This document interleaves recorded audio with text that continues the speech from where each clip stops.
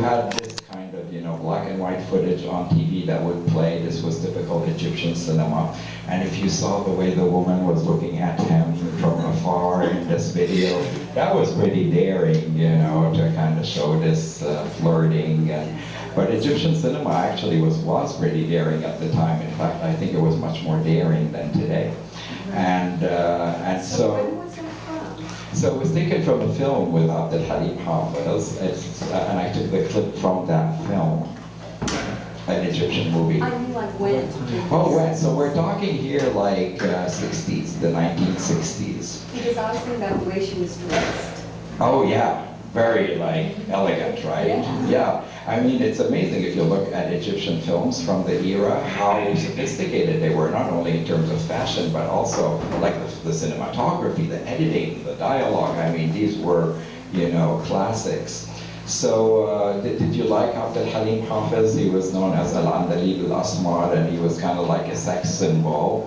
Kulthum, I hate to call her a sex symbol, but when she sang, people fainted, so it's a good thing. But again, we were talking about, musicians and singers who in the 60s and early 70s would record these 1-hour songs and 45-minute songs, and and then we had kind of a breakthrough, and there everybody should look at Professor Ava Hashim sitting there, because when I say this name, you may see a fainting. Live, not rehearsed. Alexander, make sure if she falls, and that's that. So her name, are you ready? Fairuz. Yeah, there she's nodding. Okay, so Fairuz, known only by one name. The name means turquoise. Her real name is Nuhat Haddad. Kind of started a brand new genre on her own, along with her husband, who was her composer, and his brother, called the Rahbani Brothers. And she did something pretty radical, this woman you're looking at on the screen. She made Arabic songs from 60 minutes, 3 minutes, 4 minutes. And that was pretty radical. People were like, what? This is like almost Western to have a quick, how much can you get in 3 minutes? It's not a journey, it's a moment, But she managed to survive the criticism, and thanks to her husband, her late husband, Asi Rahbani, and his brother Mansour, she managed to have a career where she kept going on, and it's still going on. At 80 years old, she just performed in Beirut. Now granted, she's not the Fairuz that was, a little more, she wasn't really known for her energy anyway, but like in the last concert, I remember she stood there and everybody was, she's 80 and she's still singing, and everybody has a memory associated with a Fairuz song, and young or old. And at one point in the concert, she's singing, and then she moved her hand.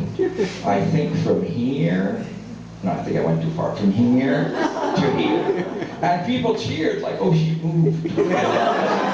But, she's getting, she never was known for, like, dancing or whatever, but, right. And that was what Ava said is true. She kind of, it was all about her voice and her delivery. Assalamu alaikum, Jai, come in and grab food and grab a list.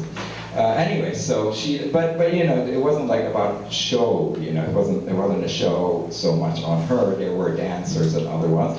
And one of the things Fairuz did was she sang for marginalized groups. She's Lebanese and she's Christian, unlike the first two singers we heard. And she sang for Jerusalem. She sang for love but mostly for Lebanon. She is known as, the Lebanese singer, grand dame, diva of all time, and of course that of the whole Arab world. Here's a very old clip of Fairuz singing for Jerusalem. She calls it the city of peace, and hopefully that's what we all, I think, want to see, no matter where we are in terms of ethnicity or geographic location.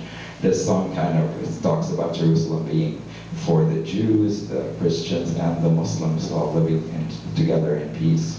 And it has subtitles.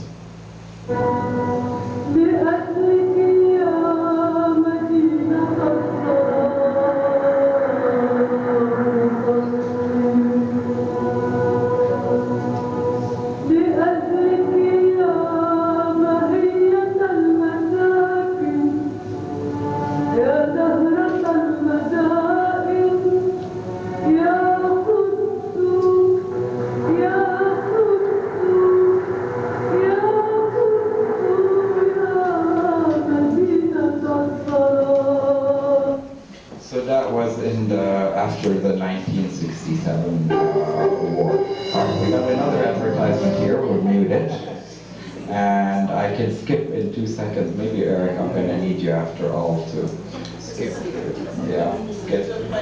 All right, Eric, maybe you can do that here with the skipping. Anyway, so.